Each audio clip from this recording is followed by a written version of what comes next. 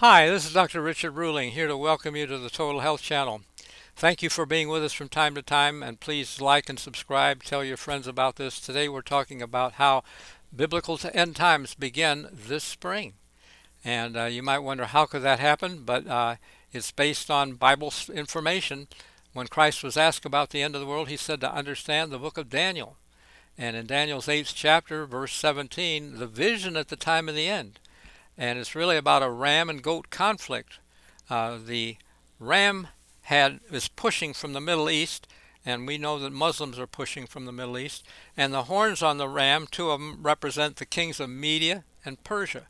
Persia is Iran, and Media represented Iraq. We've done Iraq. The leader Saddam is gone, and just this past year, Iran became hostile, showed the hostility with rockets and missiles going into Israel, Jerusalem, and so on. So big trouble, I believe, coming this year.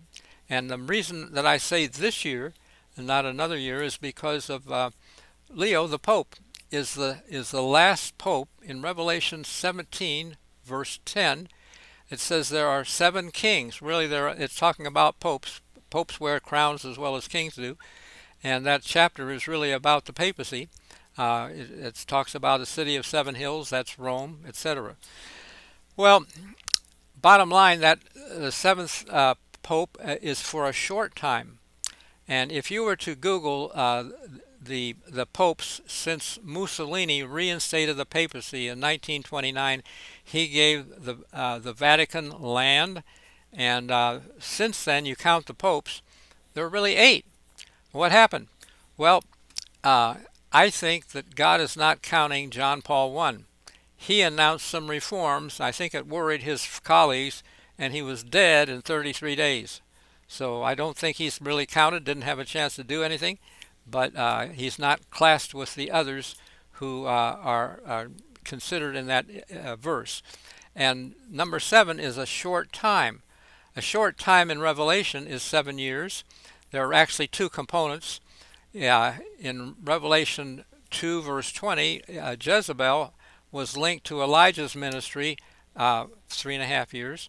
And in chapter 12, verse 12, the devil knows he has a short time, and it's a 3.5 year period in just 2 verses later. So all things considered, you put them together, and in Revelation 11 it does that. Verse 3, God gives his side power, his witnesses, for 1,260 days. That's 3.5 years. And when they have the power to shut heavens, turn water to blood, when they finish their testimony, the beast ascends to make war. Now this is the devil's side, and it gets power 42 months in Revelation 13:5. So 1,260 days first for God's side, and 3.5 years, 42 months really, for the beast, false worship, etc.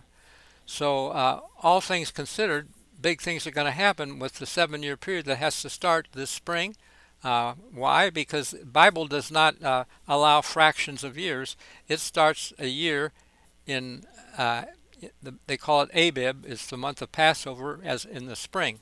After the equinox, a new moon starts a new month, and that's the month of Passover, or we call it Easter for Christians who are into that. But really, it's not about the female estrus cycle.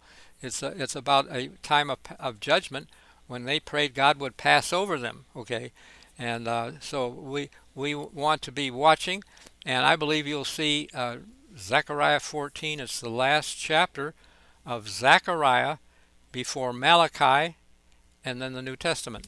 It's just at the end of the Old Testament. And it says that nations will be gathered against Jerusalem, houses rifled, women ravished. Half the city is going to go into captivity. That's what Hamas did a couple years ago. And I believe we'll see it at Jerusalem this year, this spring, because when the new year starts, the short-time Pope, Leo, has to start his first full year. And we will get power from the events that happen, but you have to understand the wedding parables, the wedding messages. When Christ says in Luke 12:36, he's going to come and knock, It's not a visible coming. God came invisibly to Egypt, and he took uh, Israel to Sinai for a covenant, and later said, I'm married to you, return to me. Well, that helps understand the wedding parables better, but they also became God's kingdom because of the covenant. So this is what we're looking for, how we can marry the bridegroom with a covenant. And we'll talk about it next time because of the Bible's 5 wedding messages, 3 of them being parables, and even the Laodicean message is a wedding message. We'll prove it next time we talk. God bless you. Hey, get this book, How It All Ends. It's a short book, not expensive, bag of popcorn price type of thing, but this is popcorn for the mind. And it's also about how our liberties end. You see the Statue of Liberty there in the Hudson River. And people like it, but you'll remember more of this if you get that little book. And thank you very much. The website is Health, Happiness, and Destiny. 4 words, and is spelled out. Health, Happiness, and Destiny.com. And you'll like it. And I'm going to put the link down below to an article that you can, a review of this with maybe a little more information.